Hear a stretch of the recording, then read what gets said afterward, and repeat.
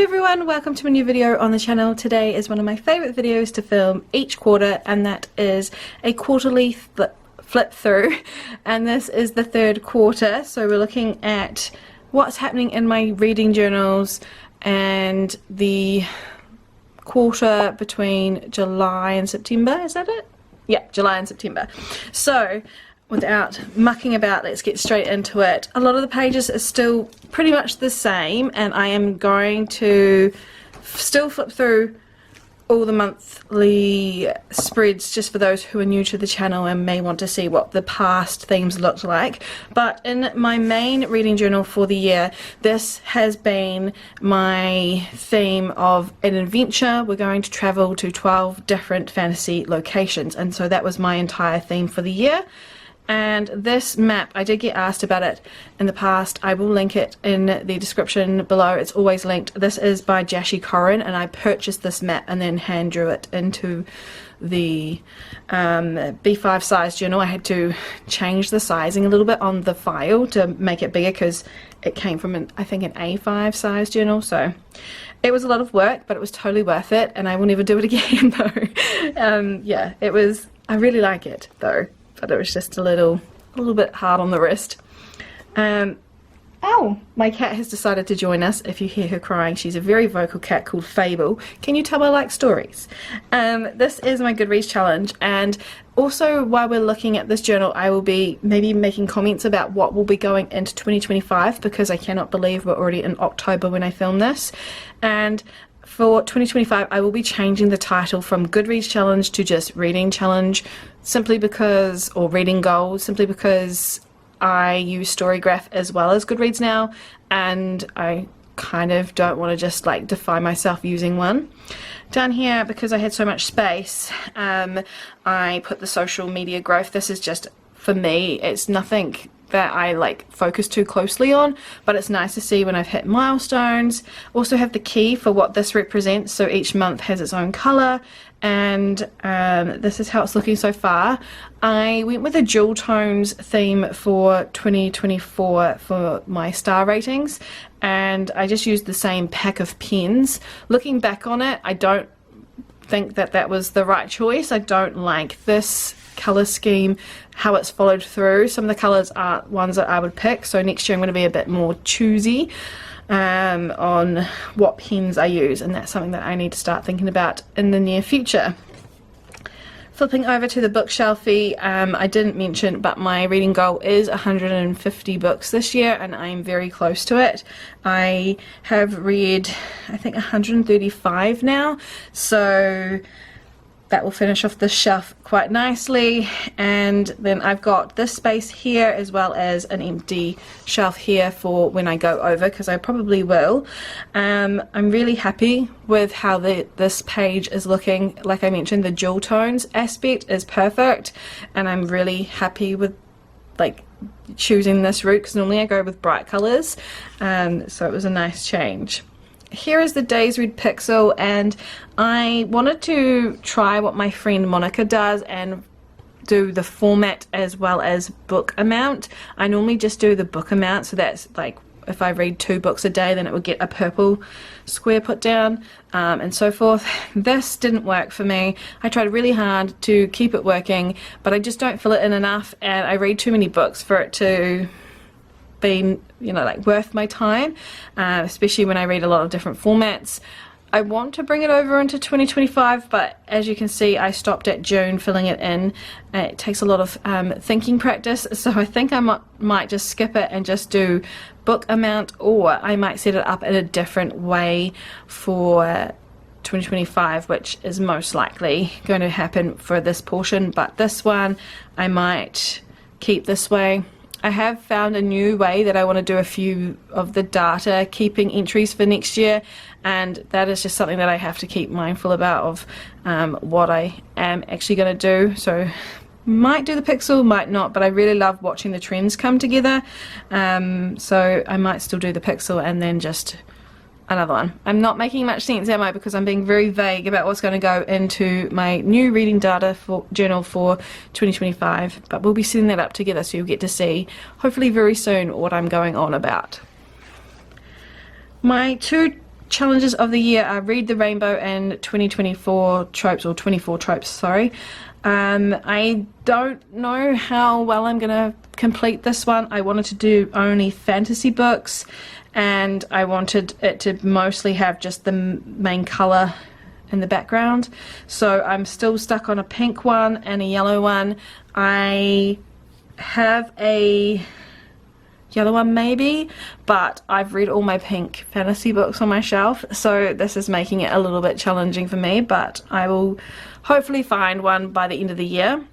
On this side I have, instead of doing the 24 before 2024 or confining myself to some sort of list like that, I did 24 different tropes. I didn't actually enjoy doing this. I wish I had, and I completed it in June, but I actually probably could have finished it maybe in April, May.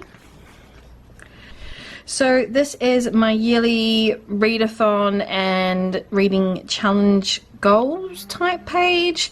So we've got a reading bingo, also courtesy of Jashi Cohen, and whilst I've enjoyed this, I think next year I'm going to put my own type of prompts in here, or find a different list. I found it okay, but also kind of challenging with things like book to movie. I don't really read adaptations often, and yeah, I'm just struggling to finish this one off, and I've kind of lost interest in it, admittedly.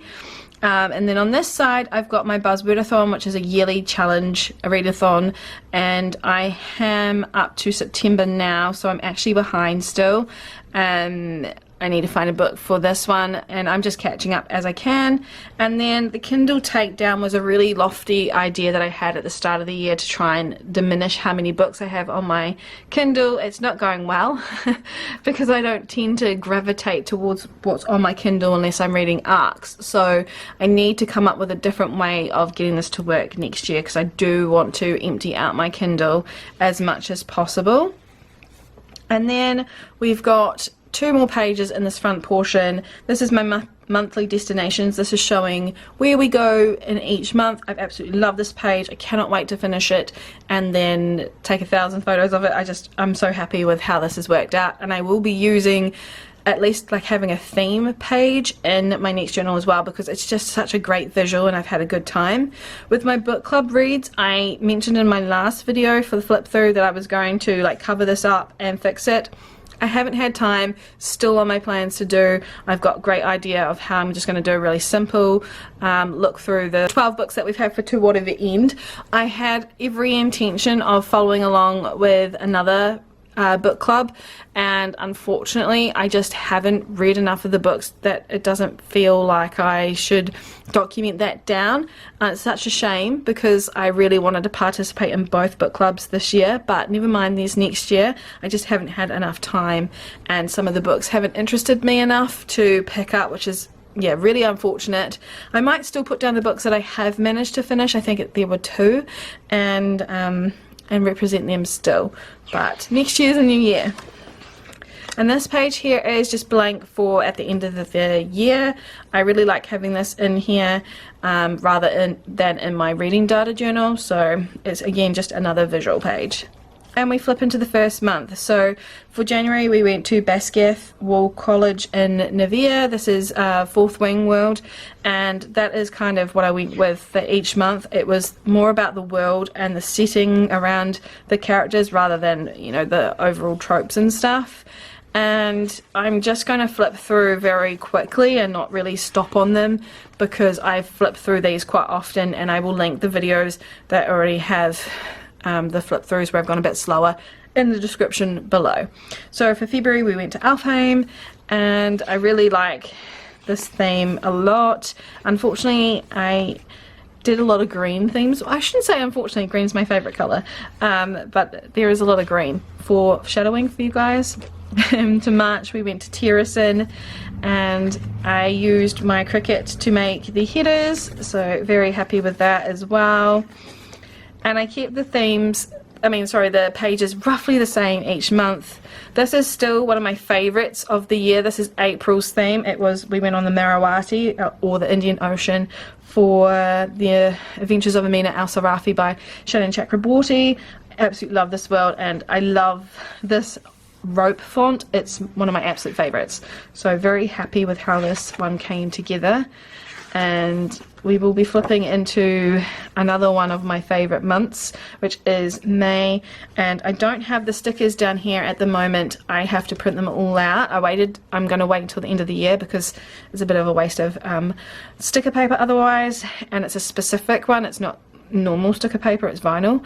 And we went to Thorn Manor for May. And I just really love the colour scheme with the purples and the pinks. It just felt really soft compared to all the greens and the neutrals that we've had from the start of the year. Yep, that's a page. And, oh, sorry. I kept a page there. For June, which is my birthday month, I wanted to go to the Magnificent North. This is actually what started the entire year thought process out, and I've had a wonderful friend help me with getting all the pictures together for Pinterest, for aesthetics and everything like that. So I'm so grateful to Millie, and I will link her Instagram below as well. I must admit that this is one of my least favorites because I just didn't have enough time to set it up with the color scheme. Like, I like the blue and pink, but I wish I did different headers and stuff, so it's one of my least favorites. For July we went to 𝓤𝓲𝓷𝓴𝓼, which is the Bridge Kingdom series, and again back to green. But I think that the tone of green is much different in this one, and this is where I started to do these headers because I absolutely hated the original font that I did underneath it, but I liked what it looked like for separating things up, so I carried it on. For August we went to, gosh, where did we go? It's an Arthurian legend. What is that place called? Avalon. We went to Avalon with the Silver in the Bone duology by 𝓛𝓲𝓷𝓴𝓼 𝓜𝓮, and I wanted to do a monotone theme. I also had a readathon that month, so that's why that page is different from everything else. But that is the one theme of the month where it was just one colour. And then here is September, one of my other absolute favourites of the month. We went to Kiata, the Kingdom of Kiata, and that is from the Six Crimson Cranes series, and I just really love how this came together, even though the red pen smeared everywhere. As you can see, quite bad there, but it was still usable, and I'm really happy with how this theme's come together. This is where we kind of stop right here, because I'm in October right now, and this will be shown in the last flip through of the year, and I cannot believe I'm saying that already. And this is where we also move to another journal. So this little guy here, he doesn't take up much space, but he packs a lot of information, and he's kind of bare bones in this format, whereas I'm really hoping I can bring him to life a bit more in the next journal setup that I do, which I'll be filming for you all. I won't probably do my 2025 setup for the bigger journal, this one that you can't see off camera, this one. I'm not sure. I always find it easy to just kind of do like a flip through rather than show you filming it, because I always find it challenging to get that time and I want to think it through and not be focused about camera angles. But this one will definitely be filmed, and these are some of the pages that I've had from the start. This journal started in 2023, I think, or was it 2022? One of them. And this is where I sort of had everything that I wanted to track that wasn't going to fit in my A5 journal. So this is one of the pages that will be definitely coming over into, or sections I should say, into the next journal. I really like my series tracker now that I've figured out how to work with it. I will be changing things up a little bit going into the new journal.